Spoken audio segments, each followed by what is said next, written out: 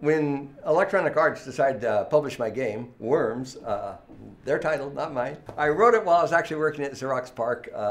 It took me 6 months to write it and 6 months to convince Xerox they didn't own it. I went looking for a publisher. Electronic Arts was just getting founded at the time. Tim Mott was the first VP of software at Electronic Arts. I knew him from Xerox PARC, so he offered me a job and to publish the game. So it was one of the 5 launch titles from Electronic Arts. Electronic Arts was just a startup, venture capital funded, but they knew how to do marketing right. They had a VP of marketing called Bing Gordon, who's a legend, is actually still in the Valley, VC capitalist now. They spent more money on the launch campaign for the 5 games than they did on the total development of all 5 games combined. So they spared no expense. They actually ran full-page ads in 20 different magazines.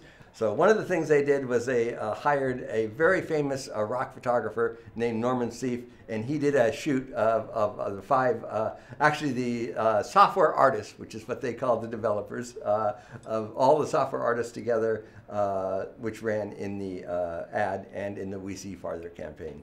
So working with Norman was an amazing experience, and he did several other shoots for Electronic Arts, including Dr. J and Larry Bird. And so this is my 5 minutes of fame, was all paid for by the marketing campaign for the initial EA launch titles. So this is the game. It was published in 1983. One of the highlights of my life, actually, I think, was going to Mac's Smoke Shop in Palo Alto, which still exists in Palo Alto on Gilmore Street, and buying this magazine, September 1983 edition of Electronic Fun and Games. I had no idea whether or not there'd be a review in it, so I opened it up, and sure enough, the Atari section has a review. And one of my favorite quotes, "You will find detailed instructions enclosed. Do not read them. Instead, just sit down and get started.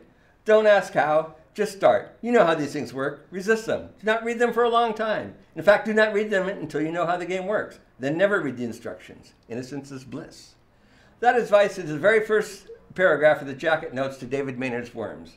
Now, I've never met Mr. Maynard, but after playing Worms for about 20 hours, I can tell you he has probably the most original, refreshing, and seriously weird imagination of any video game designer today.